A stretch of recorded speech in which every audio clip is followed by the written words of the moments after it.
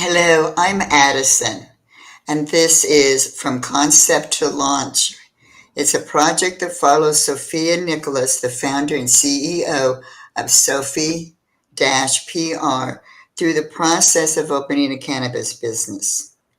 We are joined by Katie Mata, the founder and CEO of Jade Stone and Alluring Media Company, two creative agencies specializing in high-end branding and design. Katie founded Jade Stone to lead the way in redefining cannabis branding after observing a major gap in the market for feminine and canna-curious consumers. Jade Stone brings sophistication and elevated design to a space often limited by outdated stereotypes.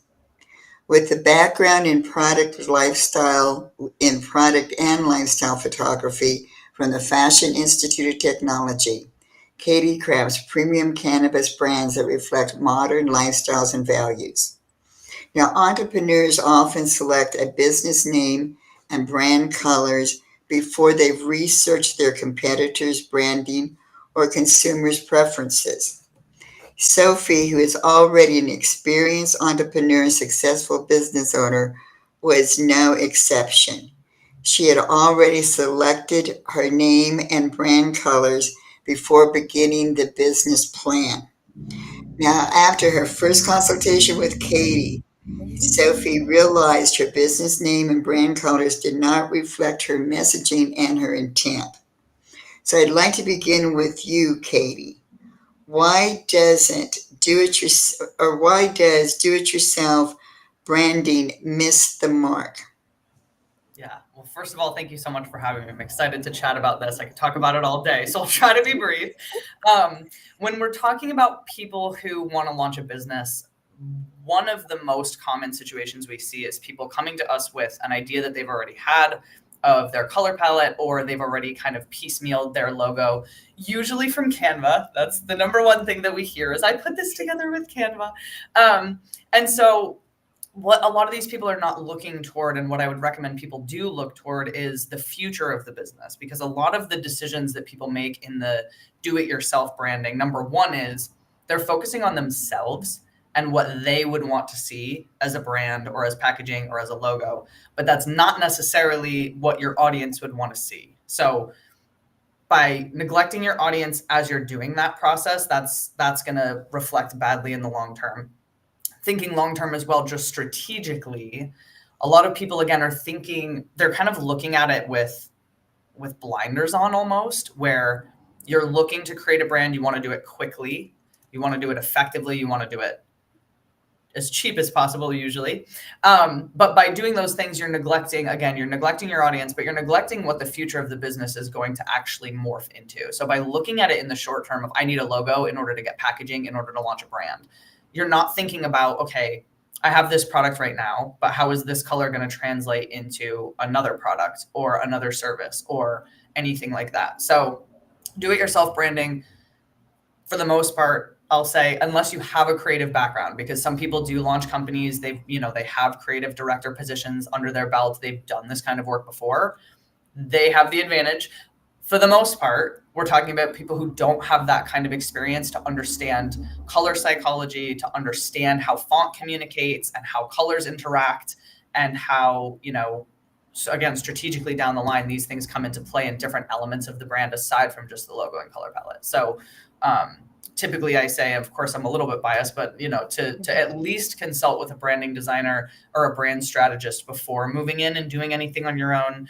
It's going to save so much headache and time later, because you are going to have to at some point redesign that either on your own or with somebody and paying them money to do it twice, which we always, with our clients, we try to avoid that entirely. We don't want you to have to do something now and then redo it in 1 year, 5 years, even 10 years, ideally from now. So hopefully that answers your question. Again, I could talk about this forever, so I hope that was clear enough of an answer. Well, there is so much involved in branding that people do not take in consideration. So, Sophie, in that first conversation with Katie, there obviously was some kind of aha moment. So how did Like a light bulb. how did that all happen? What was it? it had to be something that Katie said or brought to your attention. And it's so funny because it was literally nonverbal communication. It was just like I saw the package and I was like, that's it. Like literally, that's what I've been looking for. When you're like figuring out what kind of brand you want to represent and how you want it to look, and like again, it has to represent you. And you look down like, what kind of person am I? And I'm like, well, I'm really bougie, but I'm one of the bougie people on a budget. So it's like, look the part, feel the part, but it's for everybody. And I felt really comfortable, talking to them. And even with the digital book that they had, it was just like the concepts there were just so creative. And it was just like, I like finding like-minded people. And I felt like just seeing them from across the room, like I was going to talk to them regardless, when I had time, when I was running around the place. Yes, So, you did circle back, which we were so happy about. But yeah, so it kind of was just like, yeah, that's what the direction I'm trying to go in, and again, it's hard because when you are creative, but you're not that kind of creative. Like I do Canva and I'll do, Adobe, but I know what kind of graphic designer I am. I'm a tier one, if or tier point five, if there even is. Like it's just the basics, like to get what I need to get done. And then again, you call in the professionals, and I felt like she made sense in the best way for what I wanted to represent. Oh, I think that's good when you said she made sense.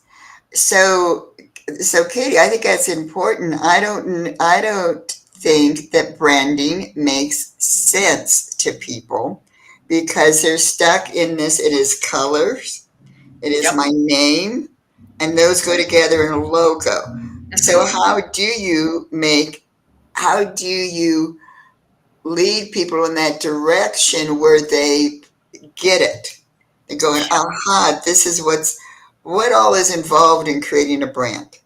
That's a great question because I think when people come to us and they're talking to us initially, we almost always have somebody coming and saying, "This is what I want for my logo." And they're not saying, "This is what I want my brand to feel like. This is what I want people who see my brand to interact."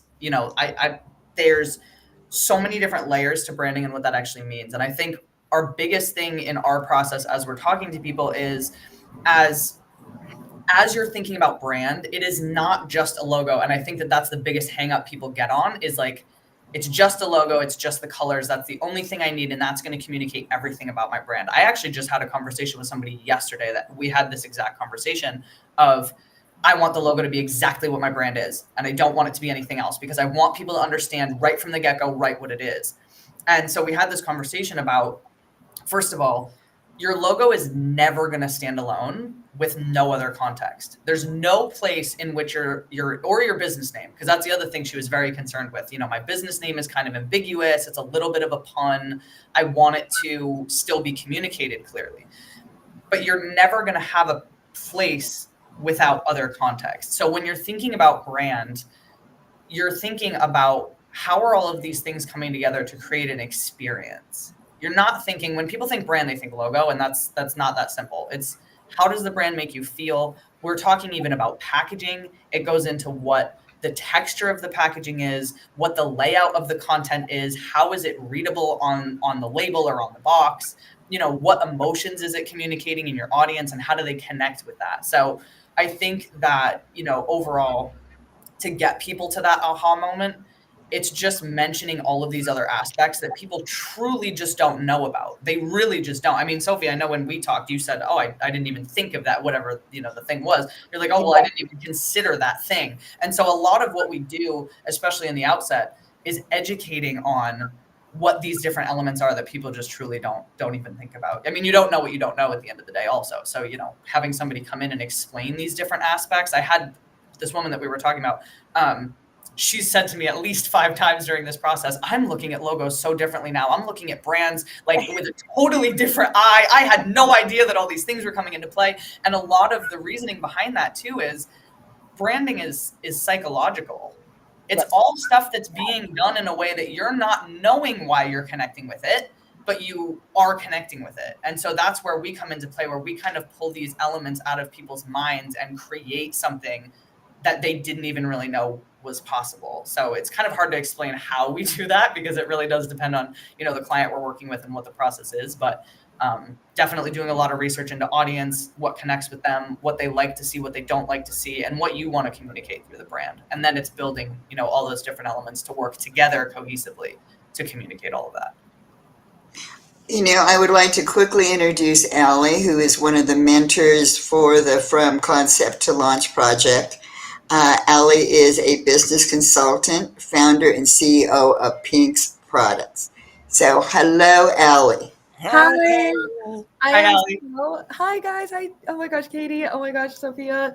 Madison, I really am so sorry to be jumping in so late. Boss girlies have to do what boss girlies have to do, Right. unfortunately. But I came in at a great point. I mean, Katie, you were making such a solid point about it's not just about brand. And actually, I have my pack of Pinks right here, and I kind of want to show everyone. I want to showcase it because you said multiple points that I want people to like. When I was designing Pinks, I want to add to some of your points. You are so right about it's not just a logo. It's not, because my logo is actually, if you look at the pink joints, my logo is really the pinks here, like where it says Pinks. So when I was creating the box and the design, I wanted to create something nostalgic feeling, something that like saw like a pack of Parliaments, the way Marlboro logo is just so iconic.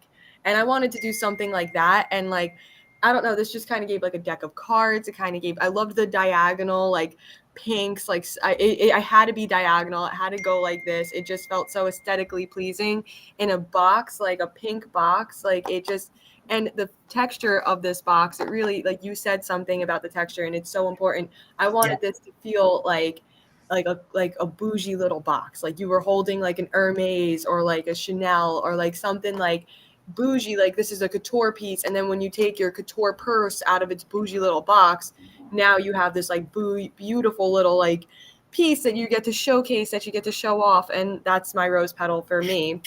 But it's the way that it's presented. It's the way that when you open it up, it has this cute little like shield that protects the smell from coming out. It has so many attention to detail. The lock alone, bam.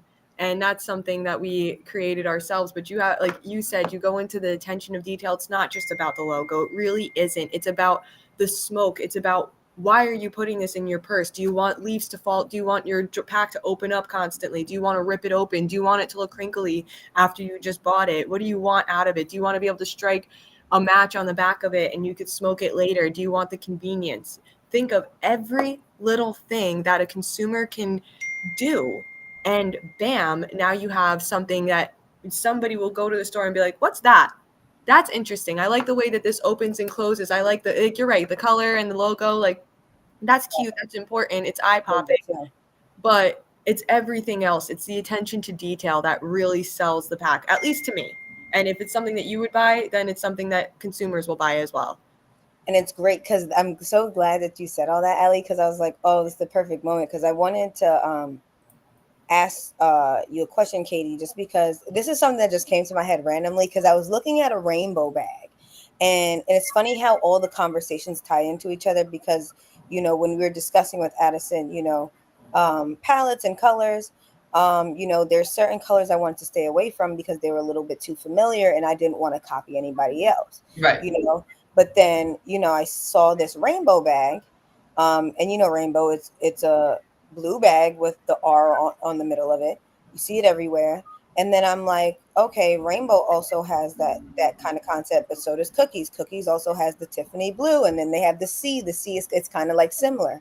And I was like, okay, that's different industries, but the same familiarity, and that's what kind of attracts people to it. So I was wondering, like, okay, it kind of shifted my perspective on colors and how people like, are drawn more to things that they're familiar with.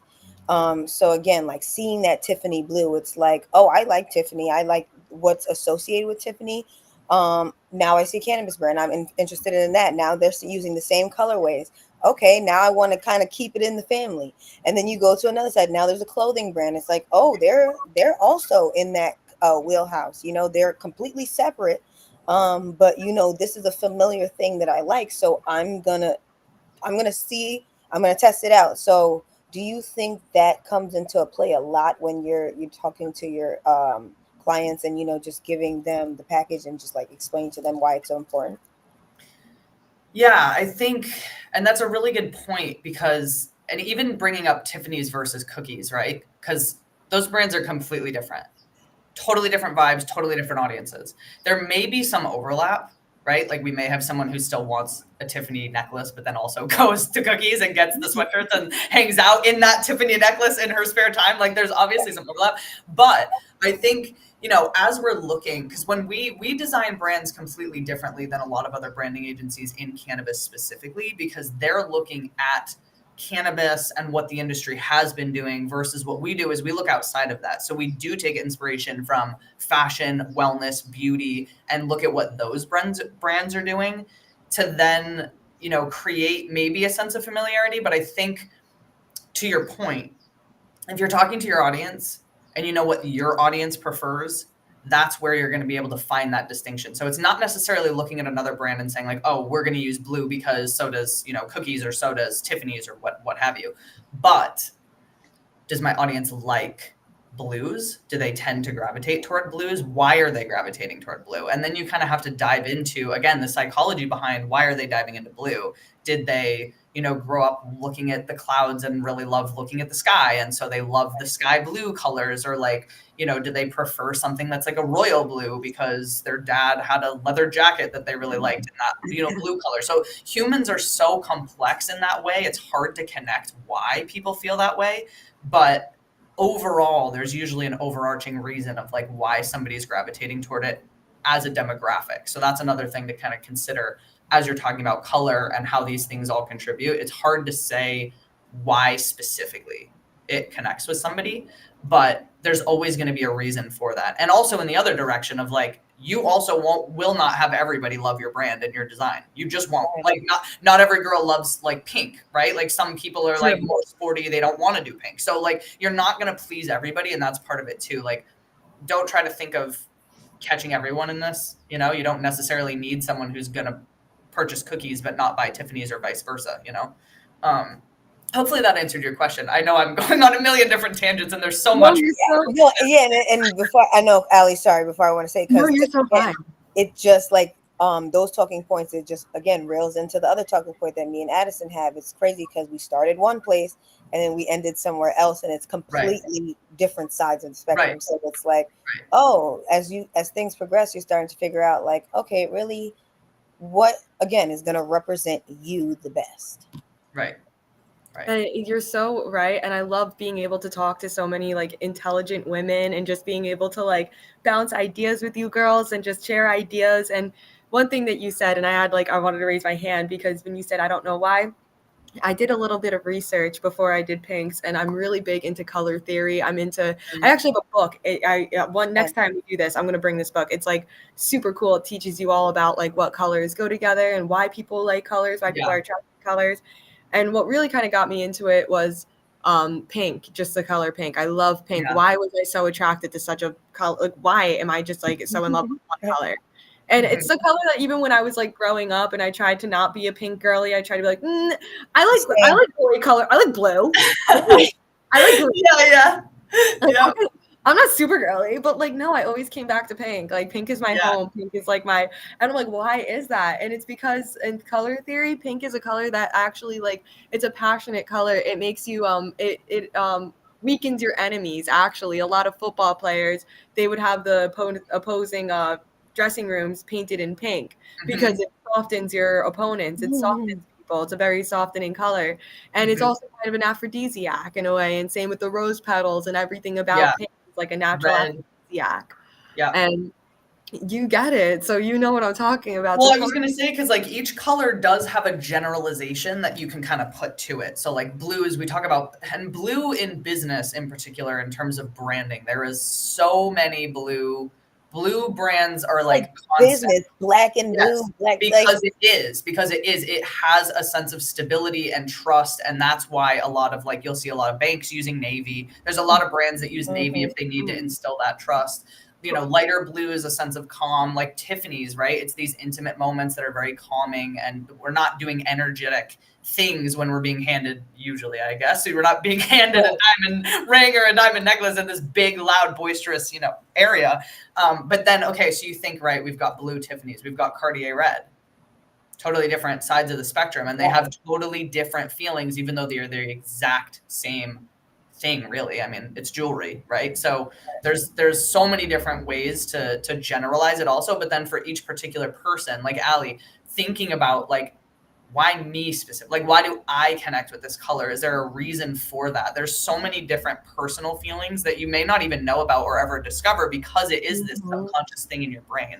It's so true, and it's important, like with fashion, like when you said blue is really good for like politicians, if you're going to court, if you're a lawyer, because it's a trusting color. It's something that people will feel voted towards. It's true. Red is a passionate color. That's why like aphrodisiacs. White is the color of purity. That's why women get married in white. So there's so many like kind of like psychological reasons why people are so attached to colors, or why people look at things the way that they do.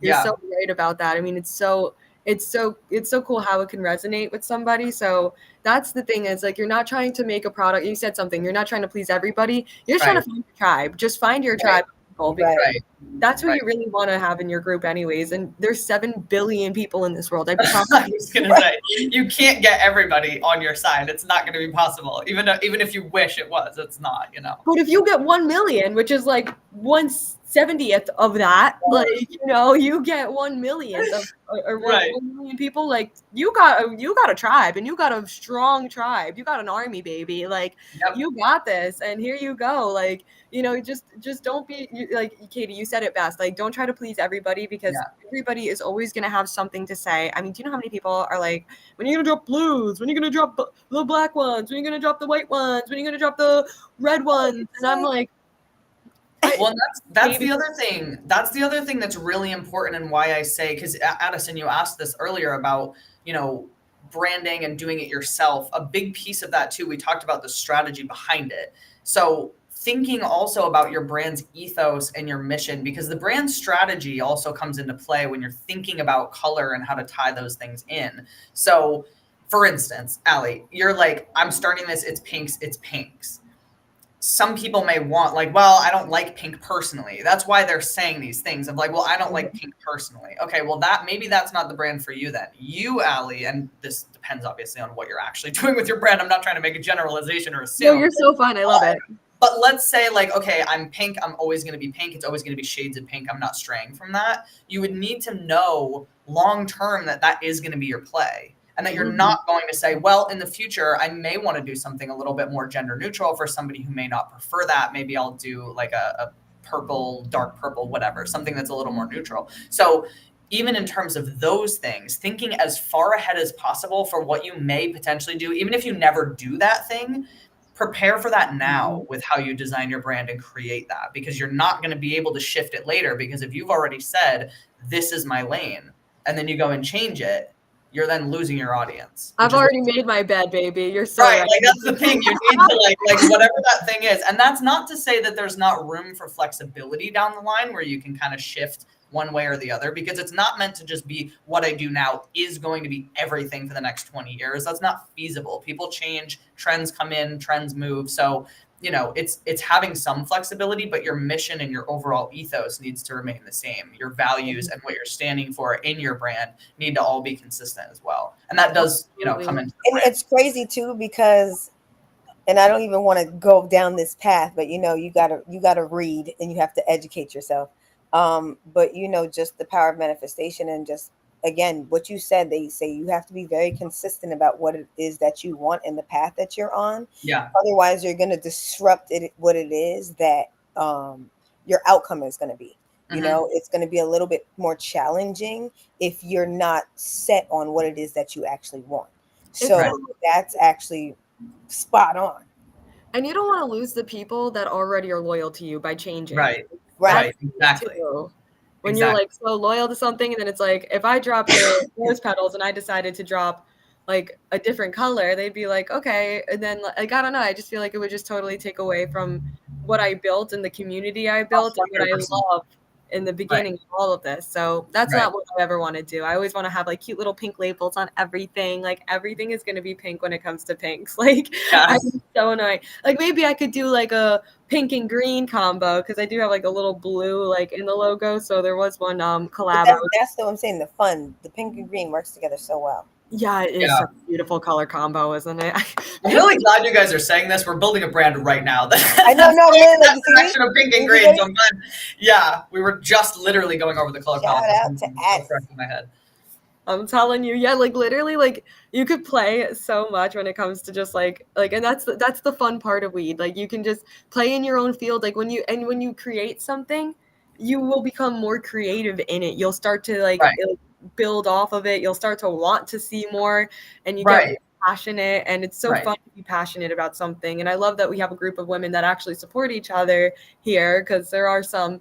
Like, you know, there's some people out in this world that may not want to see us succeed. So that's another thing is you got to stand strong on your business, because when you do, I promise you, you got your vibes, you got your tribes, and everybody's going to be all right. Yep. So, Katie, you had said something a little bit earlier when we started to talk about the color pink and about the generation over 40. So what I think is important is the market research and knowing your market and what your market likes and who your market is. You know, because you're right. There is I think it's probably more women over 50 who have a whole different vibe in regards to the color pink. Yep. 100%. You know, but that's also not Allie's market. Right. You know, even though it's a more general you know, well, won't go into markets, but I think that's where brands do not do that market research. I mean, you know, they kind of know who. Oftentimes, when I ask people in the beginning, you know, who's your market, they go everyone over 21. Yep, we hear that quite often. You can see me rolling my eyes, but I'll pause that. I know we've heard that so many times, but continue. You know, and now we're at the point in the cannabis industry where there is just enough information and data out there that we can really, with some research, narrow it down to who our market is. Yep. Like what is the age group that buys pre-rolls? Right. You know, this information's out there, and it varies a little bit from state to state. So the thing that I find frustrating in talking about branding is that people don't know their market, and they don't equate knowing your market with how your branding plays out. Yep. And how do you shift that perspective that you need to know 100% who your market is and what your market's going to buy? Is your market that, hey, dude, let's get high? Or is it that sophisticated female consumer who will spend a little bit extra on a premium quality product that feels feminine, that has this vibe that she can vibe with? And to get that vibe and to have that strong of a presence with your product and your company, you need solid branding. Because I also, and so I don't know what's your feedback on this, but I think that branding plays a huge role in the success of your company in the cannabis industry. 100%, especially, and of course people are going to think I'm biased just because this is what I do, but I will say that in the cannabis industry specifically, it's needed more than a lot of other industries. Because they've had the time to go through these phases, try things out, do the experimental phase, and then they've figured out what works and they stick with it outside of this industry. In cannabis, we're in that position right now where we have the ability to define what the future will look like in cannabis. And what do we want our legacy to be in that sense in terms of the branding and the design? And, you know, right now, for the most part, everybody's doing just about the same thing. There's not much differentiation in terms of design, how they're approaching it, especially how they're approaching language, which is more so on the strategy side versus the design side, quote unquote, but it all plays together. And so, you know, in cannabis specifically, and again, not to say that it is the number one thing, but I will say if